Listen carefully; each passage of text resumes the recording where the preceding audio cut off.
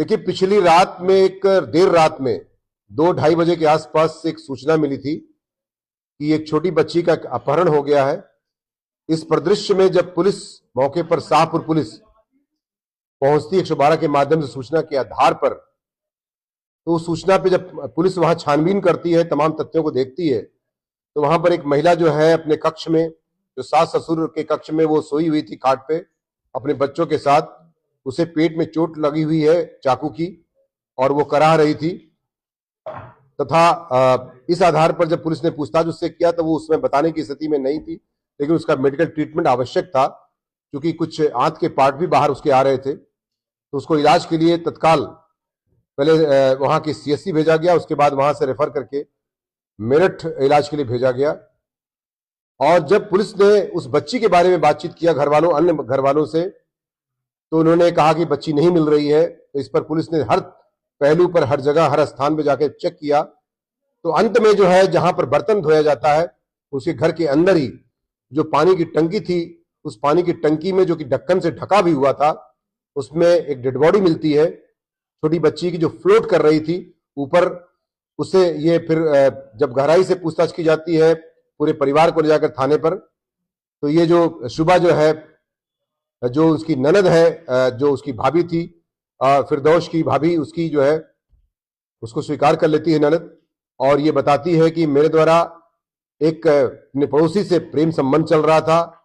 और मेरी शादी भी मेरी भाभी ने तय करा दी थी और मुझे अपने प्रेमी से बात करने में बार बार बाधा के रूप में आ रही थी, टोकती थी, रोकती थी, डांटती फटकारती थी। इस प्रकार उसके दिल में काफी दिनों से जहर भर गया था। ये प्रेम संबंध लगभग 2 से 3 साल पूर्व बताया जाता है और वो इस जहर भरने की वजह से लगभग 1 महीने से इसके दिमाग में इस तरह का घटना को अंजाम देने का प्लान चल रहा था। और 8 दिन पहले उसने जो है तमाम नशा की गोलियां मंगाई थी और 16 गोलियां पूरे परिवार के खाने में तथा चाय में मिलाकर उसने दिया। सारा परिवार पूरी तरह से सो गया, स्वयं उसने ग्रहण नहीं किया। बच्ची चूंकि छोटी थी, उस पर ज्यादा असर पड़ गया, तो उस बच्ची को उठा करके सीधे पानी की टंकी में डाल दिया, जो थोड़ी देर बाद उसकी मृत्यु हो गई और ऊपर फ्लोट करने लगी बॉडी। इस परिदृश्य में उसके बाद जब उससे कड़ाई से पूछताछ और की जाती है, तो उसने चाकू वगैरह जो अपनी भाभी पर उसने प्रहार किया था वो बरामद कर लिया गया है। उसने जुर्म कबूल कर लिया है और नियमानुसार 103 बीएनएस के तहत जेल भेजने की कार्रवाई सुनिश्चित की जा रही है। सर, पूछताछ में बताया कोई पछतावा है? देखिए, अभी तक जो पूछताछ में, अभी भी उसके चेहरे पर कोई ऐसा भाव नहीं है जिससे पछतावा। उसने कहा कि जो मैंने किया, मेरे प्रेम में बाधा उत्पन्न हो रही थी, मेरी शादी जबरदस्ती तय करा दी थी मेरी भाभी ने,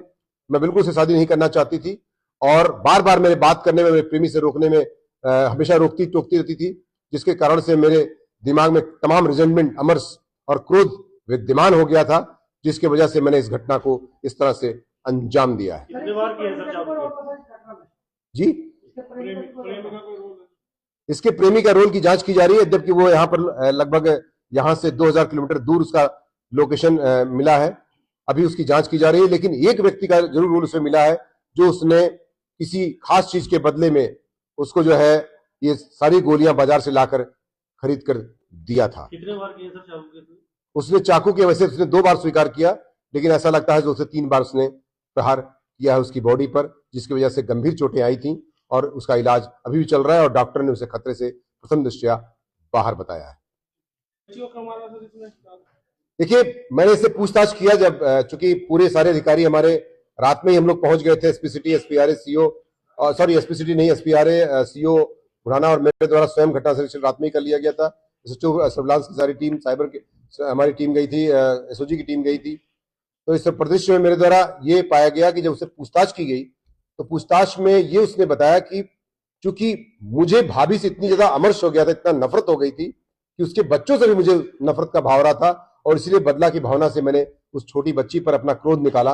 और उसको मैंने पानी की टंकी में कैरी करके और एक छोटा सा ईंटा लगा करके जिसमें मैं चढ़ करके पानी टंकी के ढक्कन खोल करके उसके अंदर डाला और 3-4 घंटे के अंदर पुलिस ने इस घटना का पर्दाफाश